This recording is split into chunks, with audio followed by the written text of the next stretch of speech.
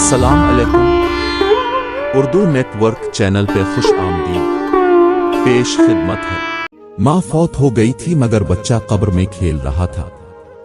قدرت خدا بندی کا ایک نہایت ہی انوکھا اور حیرت انگیز سچا واقعہ۔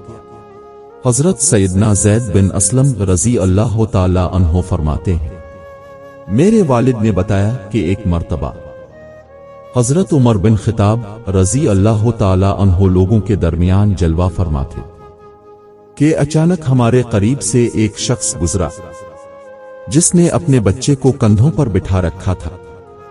حضرت عمر بن خطاب رضی اللہ تعالی عنہ نے جب ان باپ بیٹے کو دیکھا تو فرمایا، جتنی مشابہت ان دونوں میں پائی جا رہی ہے، میں نے آج تک ایسی مشابہت اور کسی میں نہیں دیکھی۔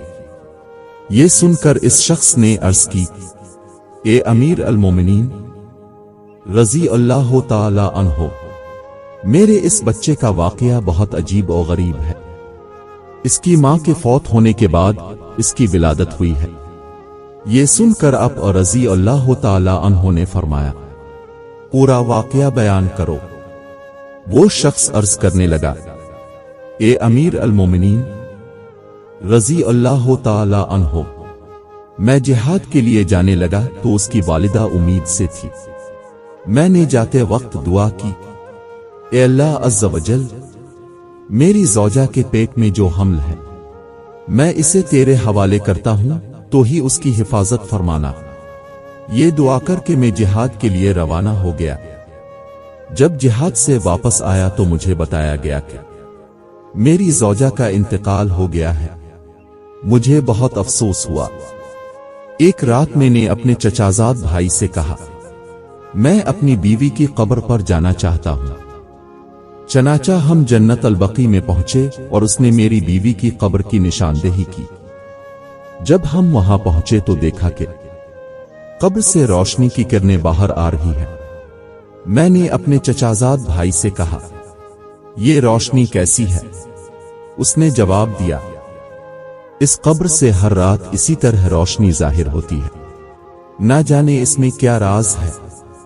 جب میں نے یہ سنا تو ارادہ کیا کہ میں ضرور اس قبر کو کھود کر دیکھوں گا۔ چنانچہ میں نے ہتھوڑا منگوایا۔ ابھی قبر کھودنے کا ارادہ ہی کیا تھا کہ قبر خود بخود کھل گئی۔ جب میں نے اس میں جھانکا تو اللہ عز و جل کی قدرت کا ایک حیرت انگیز کرشمہ نظر آیا کہ یہ میرا بچہ اپنی ماں کی گود میں بیٹھا کھیل رہا تھا۔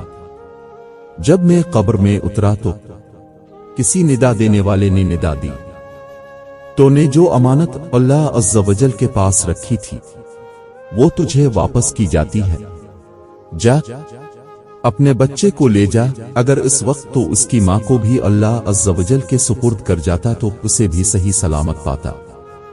پس میں نے اپنے بچے کو اٹھایا اور قبر سے باہر نکالا۔ جیسے ہی میں قبر سے باہر نکلا، قبر پہلے کی طرح دوبارہ بند ہو گئی۔ صحابی رسول رضی اللہ تعالی عنہ نے اپنا بیٹا اللہ عز و جل کے سپرد کیا تو اللہ عز و جل نے اسے قبر میں بھی زندہ رکھا۔ جو لوگ اپنے معاملات اللہ رب العزت کے سپرد کر دیتے ہیں تو اللہ انہیں کبھی مایوس نہیں کرتا۔ بس سچے دل سے اللہ کی ذات پر توکل اختیار کرو اور ہر قسم کی فکر اور پریشانی سے آزاد ہو جاؤ، اور اپنی ساری توانائی اپنے مال کے حقیقی کی خوشنودی حاصل کرنے میں لگا دو۔ اللہ تعالیٰ سے دعا ہے کہ ہمیں اپنے رستے پر استقامت عطا فرمائے۔ آمین ثم آمین یا رب العالمین۔